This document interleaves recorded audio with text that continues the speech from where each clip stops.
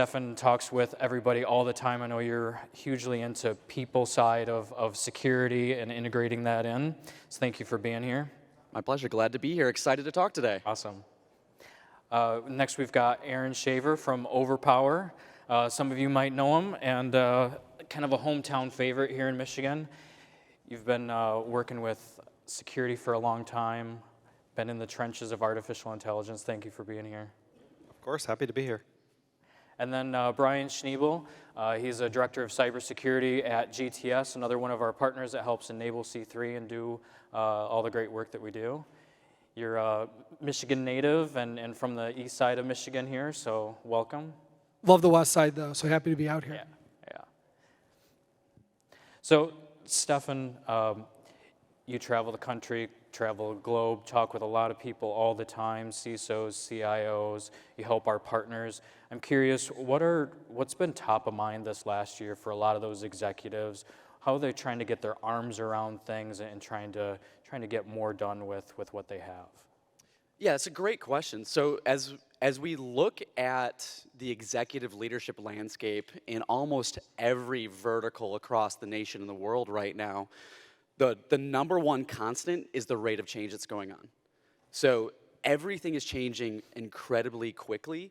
Everything from how you find, acquire, train, and retain talent, to the technologies that are there, to even, if we go deep level engineering, hardcore engineering, photonics, and the amount of research that's going into the ability to send one packet from a place to another, all of it's changing all of the time.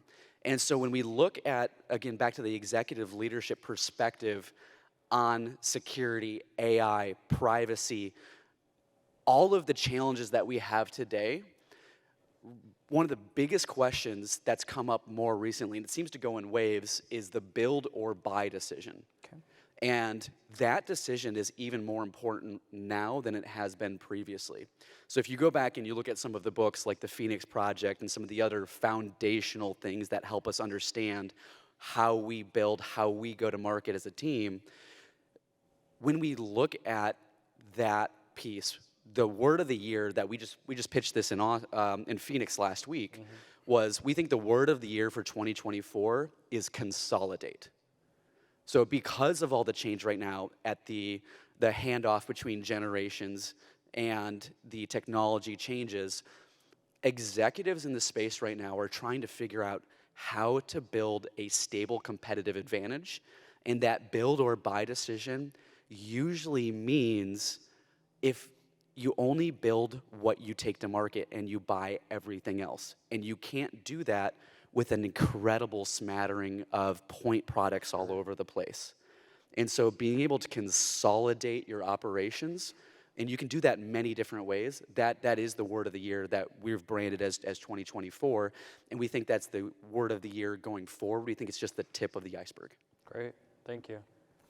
Either of you have anything to add to that, or maybe share with us? I'll build on that a little bit. Certainly we see the consolidation challenges and the pace of play, especially around the hype with generative AI, of hundreds, if not thousands, of point-of-use tools that are available for very specific, maybe niche or novelty functions inside of an organization. And so as we move towards this, trying to get our arms wrapped around the pace of change and what the future looks like, we see organizations moving towards a few different categories. The first one is assisted workers, and how to, especially in cybersecurity, as we have talent gaps, and there's certainly, a lot of uncertainty in the economy right now. We see folks looking at how do we assist workers specifically in cybersecurity as a force multiplier inside the organization. The second area is really around heavily augmented workers, where maybe we're not going to backfill positions inside the organization. And then certainly moving towards autonomous workers. And I think differentiating between those and understanding how that drives business value and aligns with our business strategy is how organizations are really trying to pivot away from tools for the sake of tools and technologies and platform consolidation for the sake of efficiencies. Yeah. Brian, any? Yeah, I was just going to touch too on what you said there, the consolidation and the idea that 2024, that would be the word of the year. Because I think in 2021 the word was XDR, then 2022 it was XDR, and then 2023 it was XDR, and nobody's really come up with a good way to do this extended detection and response where you can pull all the information together.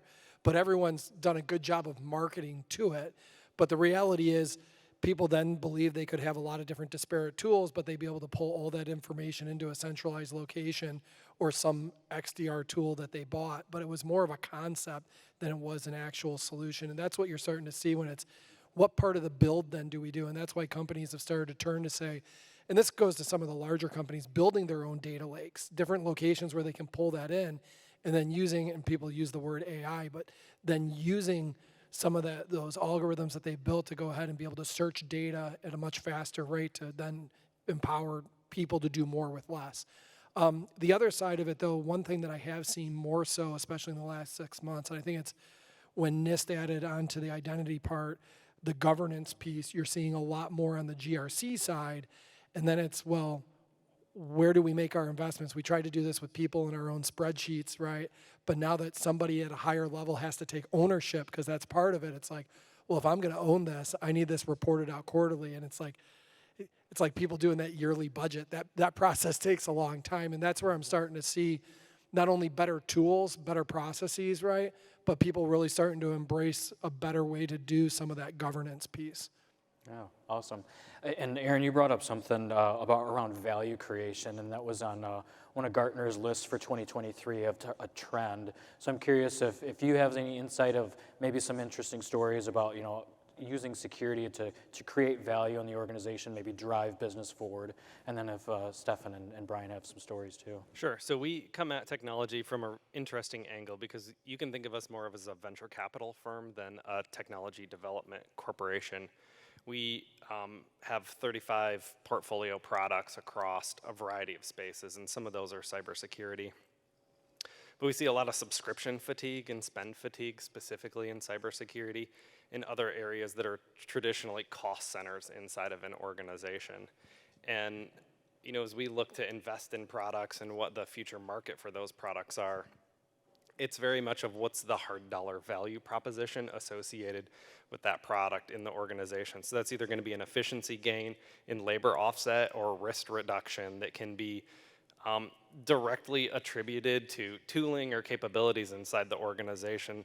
And largely those are going to solving data problems inside of cybersecurity, reducing the amount of labor or the response times that we have to incidents, and then really focusing on our regulatory compliance, because we see third-party supply chain issues, as well as a lot of when you're an organization that has dealers or a large supply chain, there are now requirements from either who you sell to or who you buy from that are disrupting the economic flow inside the organizations. Great, thank you. And to kind of add to that too, like when I look at manufacturing, right, and supply chain, when people hear the word supply chain and security, they're thinking code and vulnerabilities, right, within code, within your supply chain. But if you look at supply chain, and one of the biggest impacts caused by COVID was just product itself, meaning when I say product, like actual finished goods within a supply chain. I think we saw that with ECUs, right, or the microprocessors for automotive companies. If you take the same logic, though, in the automotive, where you have a customer that helps drive compliance down, right, where it becomes part of their requirement and their standard, I think that helps drive some of the security down and ownership down, right, between management. But each vertical's obviously very different in who the actual customer is, because there's a lot of companies that are very big Fortune 500 customers or companies, but their customers are the consumers, right? So unless you're pushing that back down because of your privacy or your PII and that information, they're held accountable. I think that it becomes a larger conversation around the governance piece, and then who has ownership with that. Yeah, absolutely. I got to hop on this one. Absolutely, go for it. It's all yours. So coming out of like an educational academic background and then applied security. So I'll tell a quick story here about that value generation. So I had just come out of the Army Cyber Force. I had just medically retired, and I launched my company. And this is before I was at Avant. And so I launched this company. I'm going out and I'm kind of doing a tour, and I'm speaking to all of my peers and my old coaches and mentors across the country to help understand what it is I should be doing and how do I drive value. And so I sat down with an old friend. We'll call him Josh. It was a cold, damp day. It was overcast. It was nasty outside, and we're sitting down, and I rarely get to sit down and have an actual cup of coffee, and we did. And we're sitting there, and at the time, he worked at a beloved children's video game company. Like a game that, for those of you that have children, they play it, and there's a chance that you played a version of this as well. So we're sitting down, and I go, okay, tell me about how, and he's the CISO of the company, tell me about how you're using security to drive value. And he sits back, and he's got a sweater vest on because it's cold out, and he leans back and he smiles and he goes, okay, so here's what we did. We understand that children are our target audience. And if children are our target audience, they don't care about security and privacy.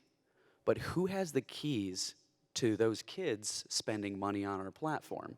The parents. Mm-hmm. And he goes, so here's what we did.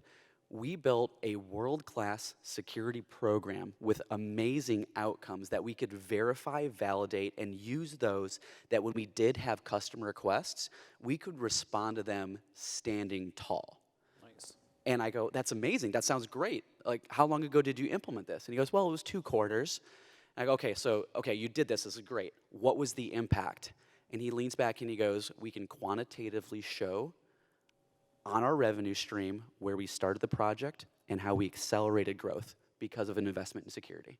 And that just blew me away, and I thank him for that, for sharing that with me whenever we see each other. Yeah, that's a great story. Thank you. Brian? And I want to add one thing to that. What you just said is so, so important. The quantitative part of being able to put things sometimes into dollars and cents. What does a board care about, right? At the end of the day, like what is the core part of the business? Earlier I was mentioning manufacturing. You make a widget, right? But what's the impact then if the plant goes down for an extended period of time, right? I don't want to draw parallels to MGM because they just came out with how they're going to blow next quarter away and the 100 million is going to be a drop in the bucket, right? But at the end of the day in automotive, you can't go produce another 100,000. If you make 1.1 million F-150s a year and you lose 3 months of production, it's almost impossible to gain that back over the next quarter. It's just not going to happen, right? When you're making finished goods.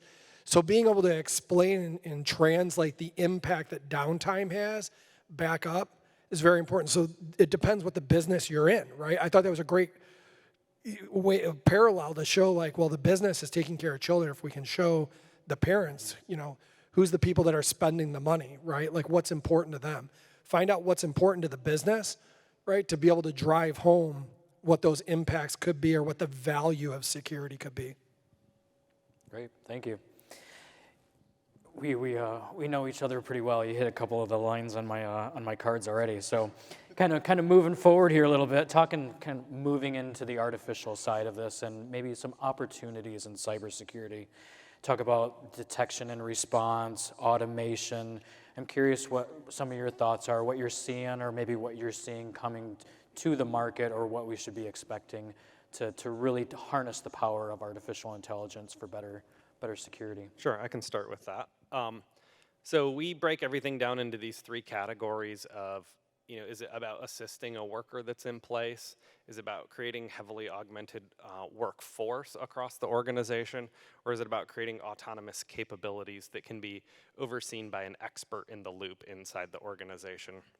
And so we really dig down into what is the intent of the artificial intelligence and what are the business goals associated with that. So in the short term, we see organizations investing in assisted workers because it's the most comfortable today. We're able to take our staff, normally knowledge workers, specifically in cybersecurity in this case, and assist them with a set of generative or predictive tools that allow them to get a 10 to 25% productivity increase. And that allows us to solve talent gaps inside the organization, respond to incidents quicker and more thoroughly, and then elevate staff that may have operated at a lower level of capability to more of an expert capability. As we see organizations mature through that, they move towards heavily augmented workers, where we've started to prep our data, fully integrate that with the AI tools, and that we're able to use those in kind of a co-working fashion. Then the ultimate goal is for organizations to move to autonomous workers inside of artificial intelligence. There are a lot of people that claim to do that today. I think it's still aspirational in a lot of cases, because that requires some talent in your workforce and some ability to curate and manage your data in a proper way. And I think until some of the XDR claims about having our data in a workable fashion is still starting to coming to fruition now. Certainly in generative AI, we see the ability to solve some of those problems through no-code data science. It's not really a strong artificial intelligence or even predictive, but that those are solving some of those base-level data challenges. But for 2024, folks are focused on heavily assisting or augmenting their workers and have aspirations about autonomous cybersecurity. Great. Anybody? Yeah, no, happy to jump in there too, because one thing that I've seen, or at least trending, right, when you look across, when we talk about disparate tools, even as, EDR, endpoint detection and response, really gained a ton of traction because of the insurance industry and regulation. It wasn't a matter of if, a matter of when, but if you got breached, when you got breached, there had to be some data there, forensics, and that's basically what an EDR did. You say that to 50% of the people out there when EDR was first coming on, and they looked at that as, well, that's our AV. No, very, very different from AV. Sure. You got a prevention style tool versus an EDR. But where I'm going with this is EDR, if you looked at like the MITRE ATT&CK framework, and I'll call it like the busy part of using AI, if this, then this, when this, right? And you're looking at all these predictive models of things that shouldn't happen, right? And trying to put a baseline of this could be considered more red, this could be considered yellow, this could be considered okay, and for simplistic terms. And what you saw was as companies started to adopt more and more EDR, they realized they have more and more alerts, right? More things that this could be bad, it didn't stop it, but I have the ability now to stop it.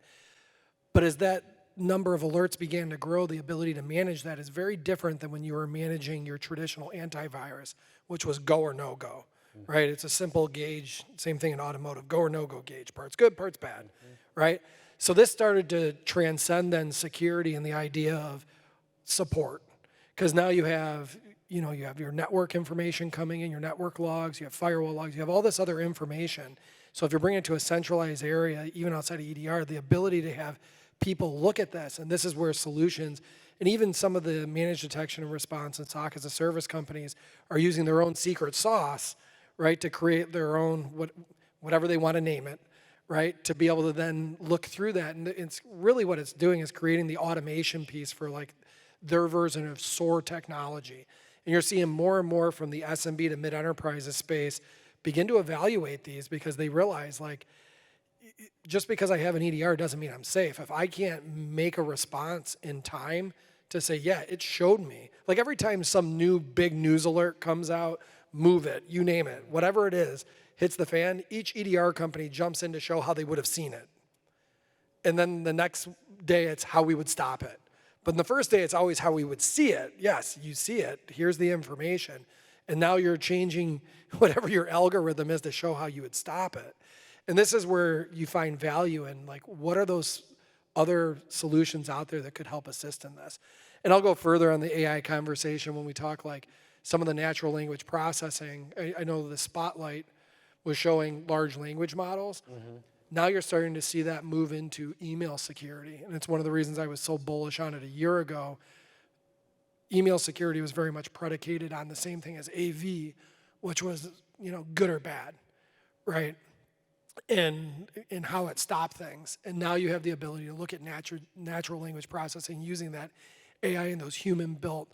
Mm-hmm. If you could go back and look at 30, 60, 90, a year's worth of email, right? On average, people send between 100 to 150 emails a day, right? If you took 30 to 90 days worth of those emails times 5,000 employees, you have a very big data lake, right, to look at to figure out what's normal for Ryan to send, right? Does Ryan normally send an email to me from somewhere in Eastern Europe at this time of day with some sense of urgency asking for coins, right? That could be conceived odd. So I'll shift it up a little bit on the AI discussion here because, and I'll tell, I like to tell I stories. knew, yeah, Of course. Go for it. So I'll go back to 2008. I'm in Honduras in the Bay Islands going to scuba instructor school because it's fun. And I'm sitting, I finally had an evening where I didn't have to study, and I'm sitting in this talk, and I'm listening to this amazingly eloquent academic who'd come down talking about whale shark studies.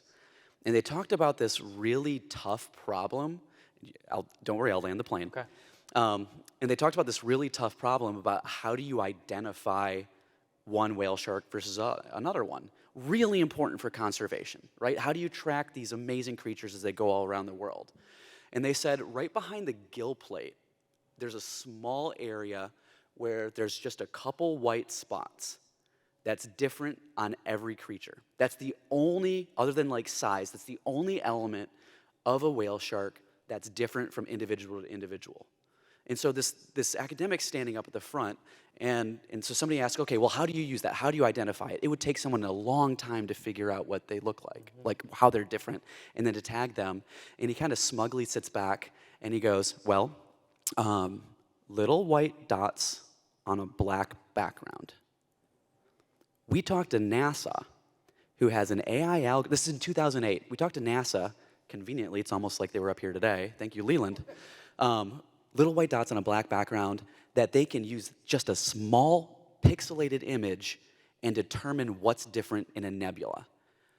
And using just a fraction of that compute power, yeah, we can figure out about whale sharks. So if we go back from 2008, a mature, developed process that was then deployed to determine individuals swimming all around the world, it's already here, it's been here. Now it's in our grasp. So now as we look at it and we expand that outside of the worker capacity, I'll add one more piece here, is that it now becomes a data problem. And not just a data problem, one of the most important things that we have in a company, second to the people that we have, the most important asset that we have is the proprietary corpus of data. Our data that we have, that you have, that is relevant to you and relevant to your customers. Whether you're a 1-year-old company or a 30-year-old or an 80-year-old company, that data that you have is incredibly empowering. And to whom you give that data, whether for any fraction of AI that it happens to be, you have to be incredibly diligent about who you share that, because you're effectively hiring a new person. And have you done the human background check on the AI and the company that's touching your data to validate whether you have trust and confidence in their ability to keep your secrets? Yeah, great story. You didn't think we were going to whale sharks? No, I knew you had a point. I knew you were going to land the plane. But you do tee up a nice segue, I think, about some of the challenges with AI and cybersecurity, maybe some of the myths, some of the things that are out there, whether it's malicious use of AI against organizations, ethical and privacy concerns. You bring up data as a problem, and maybe I think about, we're able to sign up for an account, maybe upload some documents. It probably shouldn't be there. So I'm curious, Stefan or one of you, do you have some insight or some thoughts on how organizations can start to wrap their arms around not letting their data leak out or using some of these tools in a more effective way? Well, I have the microphone, so I get to go first. So when we look at some of the biggest investors and tech funds in the world, the ones that will make a $100 million investment at a multi-billion-dollar valuation in a seed-level company, like extraordinarily powerful only because of their money and their thoughts. When we look at where they're taking the industry, and many of these are leaders of this space, one of the most important things that they say right now is, do you have a chief AI officer? And that's a really important functional distinction, especially, we're not even, governance, board, this is a very different space. And so the whole thesis behind this is, you have a chief talent officer. You have a chief operations officer. You have a chief information security officer. When we look at the capacity and the ability to accelerate your business through the lens of AI, if you don't have a primary strategy and strategist behind it, you need to build one out. So this is where, as you invest in your company, as you look at how you're building what the next phase of your future-proof organization looks like, having someone that's dedicated to this offering, dedicated to understanding it, and putting really important guardrails around it, I think is really important. And I'll quote Sunil Yu, fantastic world-class CISO. I could, like, if this talk was just his biography, it wouldn't be, like, we wouldn't have enough time. Sure. What he says is for every $1 that you invest in AI, you want to consider investing $100 in how you govern it. Interesting. And that's a really that's a huge distinction investment, right? And that means that the AI itself is not the outcome, it's an output.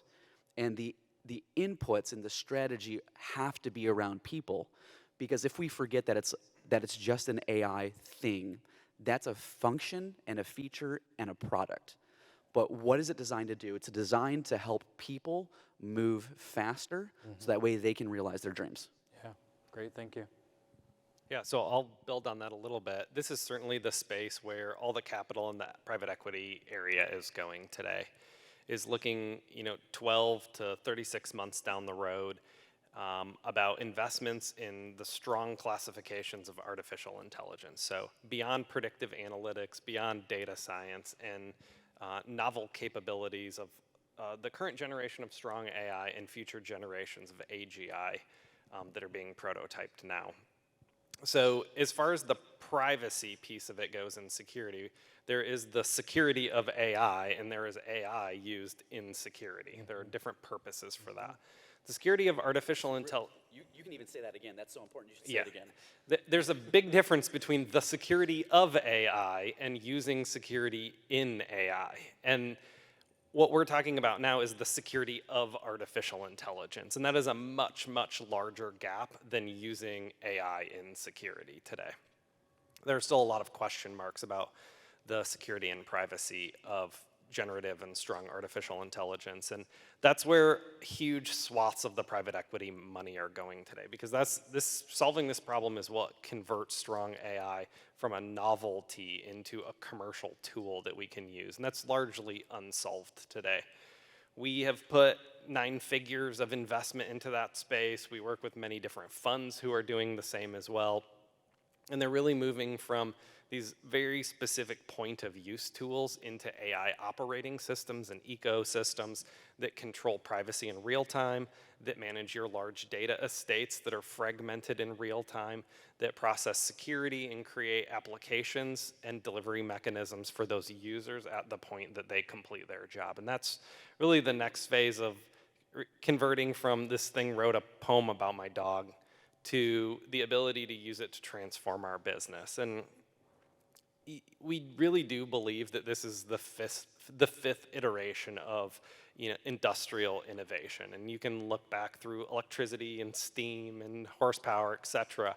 But this is really a new wave of tools and precipitates a change in strategy and a look forward at the future as we see new generations that come through that are smaller than previous generations, where we have cost controls and economic considerations, environmental considerations. And so I think this is where all the money is going today, and working with an organization that can help you set a strategy around how do you leverage this opportunity for change inside your organization is going to be very disruptive.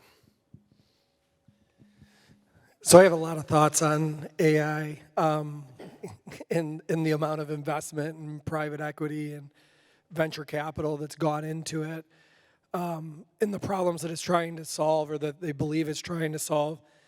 And for those that know me, I'm very passionate about cooking and food. And when family members send me videos of robots cooking food, and like, this is going to be the next wave, and do you see this? There's still this taste, smell, feel, the sixth sense, the umami, right, that robot will never be able to pick up on. and that each garlic version is a little bit different, right? And it's all about temperature and time, right? And there's a little bit of finesse and feel to it. And as you smell, you know at what point you're at. That maybe AI could help support, but unless I'm doing, you know, 1,000,000 batches of carbonara a month, right? And it can give me some great feedback, like from a data loop. Like I don't know that there's a lot of value for me as the chef of carbonara, but on the security side, so back to the data, right? I don't even think people understand how much data traverses different applications that people have, because like even like a human resource application, right, that you have, it's no longer an application in your environment, it's a platform somewhere else, and the amount of data that it pulls in from all the other applications, et cetera, and it's to support the business, right? And they will show you some type of return on investment for man hours and everything else. But in security, the return on investment sometimes can be very difficult to show.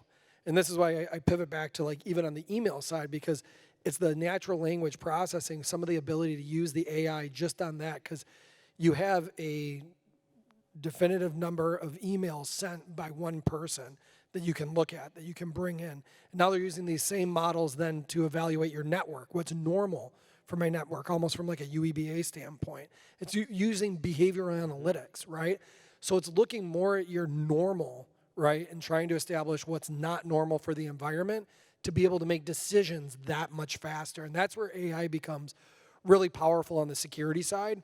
So, and you don't have to be a Fortune 500 company to be able to use solutions or tools, because this is where a lot of the managed service providers are coming in and say, hey, we want to be able to find a solution that can help aggregate some of the disparate tools our companies, our customers are already using to be able to make decisions faster for them, right? And I think that's where AI is going to help speed up, and already has sped up the process of being able to make decisions in real time, because that's what it comes down to, is time, right? Your ability to crunch a lot of information quickly and then be decisive to say this is bad or this is good.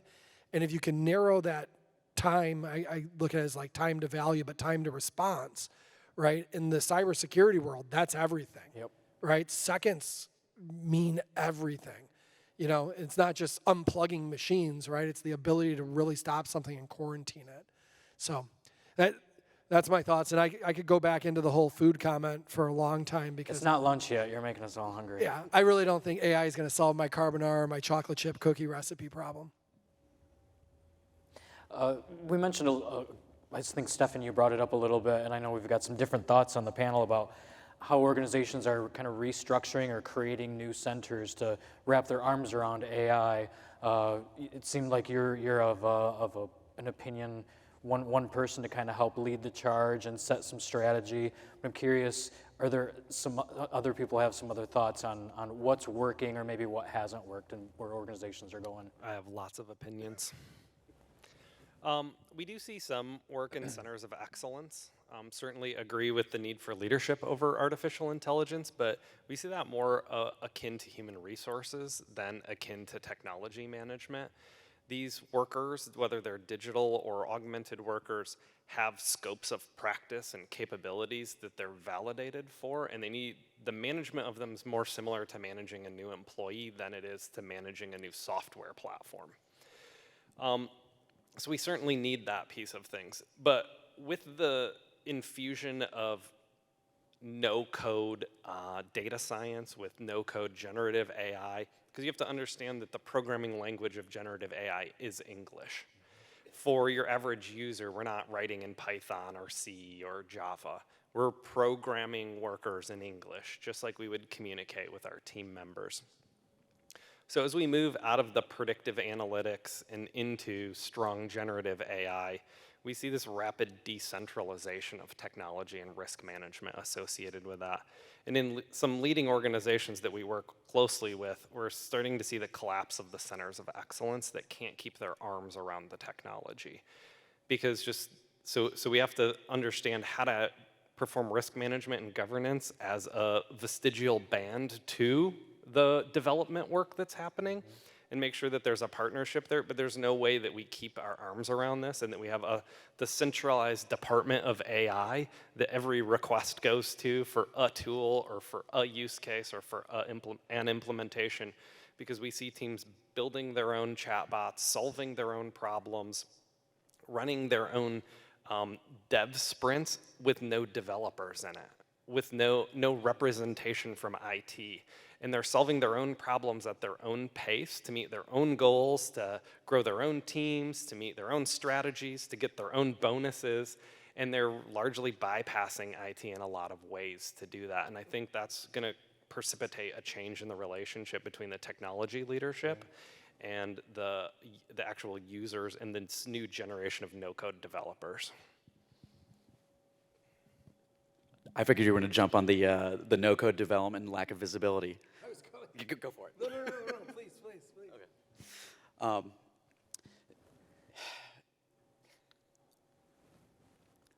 Lots of thoughts. Okay, so when we look at just the talent development life cycle, and for those of you that have been on calls with me in my home office, I literally have a neon sign above my shoulder that says people.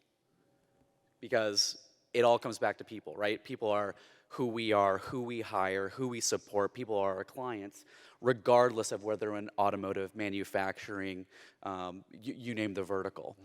So for me, the fundamental piece is, and we'll go back to space reference here.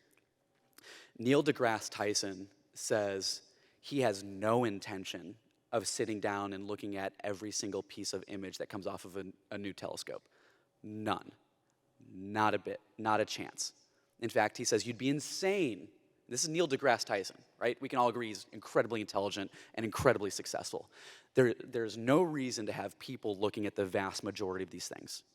It's an incredible, unsurmountable challenge to tackle the amount of data that we create on a day-to-day basis. What he does say is, when we utilize AI in the right ways, it allows our best people to go hand off problems to junior talent, to that way we can use the tools to create the next generation of leaders in the space. And that comment, I think, we could cut and paste that comment to almost any technology phase or growth that we've been in over time.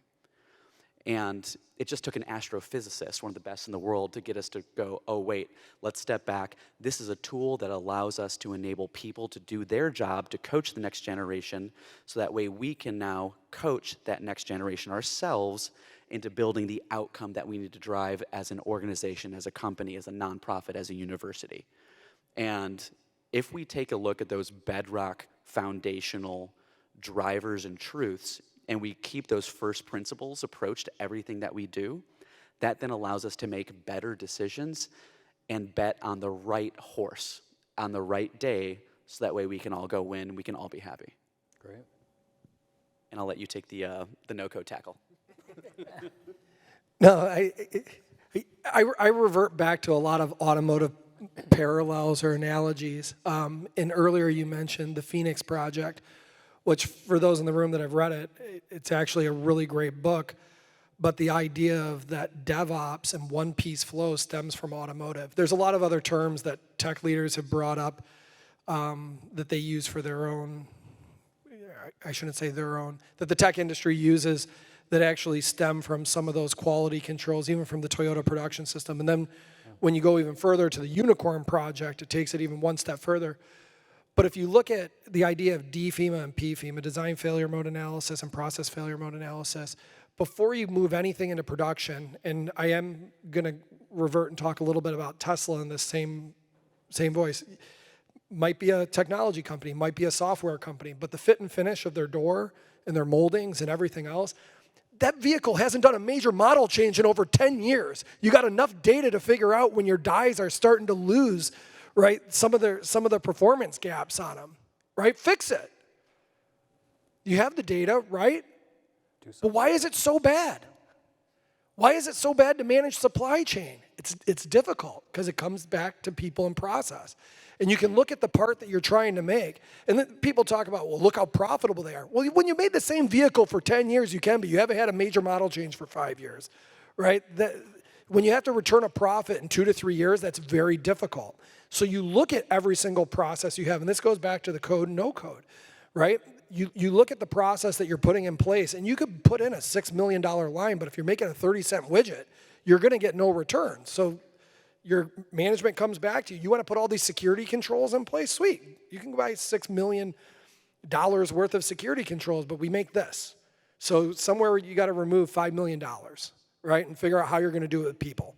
Change your process, right? And those are the steps that go back into manufacturing. When we look at code, right? Code, no code, and the data and where the data is coming from, the data that's being used, right? And how that data is being used, and the safeguards and rails that are being put around it, right? If there is no DFEMA, PFEMA around what the output's going to be, like there's a big risk there, right? And I really love the book. I'm glad you brought it up, the Phoenix Project too, because until you take a step out and go look, like when he told him, go look at the line, and he couldn't understand why he was being sent out there to do it, and where that one piece flow came from. And you go back to like the Ford Model T, in order to hit certain volumes and to be able to scale, you have to be able to have those sub-suppliers. And it's the same thing in code, right? To be able to move this part of the code over here, this part of the code over here, and be able to make changes without affecting the final assembly line. But then when we talk AI and where that data is coming from now, and people talk Chat GPT and everything else, if the data itself isn't good, right, then the output itself could be very dangerous. Sure. Right? Kind of garbage in, garbage out kind of thing. So in the last few minutes, I'm curious, we mentioned a couple different resources, kind of something to leave the audience with. I always like to try to leave something useful, something beneficial for people to read up on. We mentioned the Phoenix Project, the Unicorn Project. But in terms of like artificial intelligence and some good reputable sources, maybe to dispel some of the fear and uncertainty out there, do you guys have some recommendations, some things that people should check out and start to read up on? Yeah, so I mentioned a couple of them, but let me kind of circle back. So Peter Diamandis has some phenomenal talks, and he brings on incredibly astute, intelligent, candid, and transformative leaders onto his podcast. They are long form, so they're like mow the lawn, put in your earphones, and listen. They're good. They are really good, and they help you understand at a macro level. And I'm a macro first, then micro guy. What's the operating landscape that I am in? And then once I know the operating landscape I'm in, then I pick the direction. And so he kind of, I think, gives a good job approaching it that way. We also mentioned Sunil Yu earlier, and the way that, I'll go back to 2014. Sunil is, at this point, he was the CISO in he was the chief security scientist at Bank of America at the time. And he was just sick of vendor after vendor after vendor coming in and saying, look, we help you identify, protect, detect, respond, and recover all of your operations all the time. And he goes, no, you don't. You are endpoint only. You don't help me with data.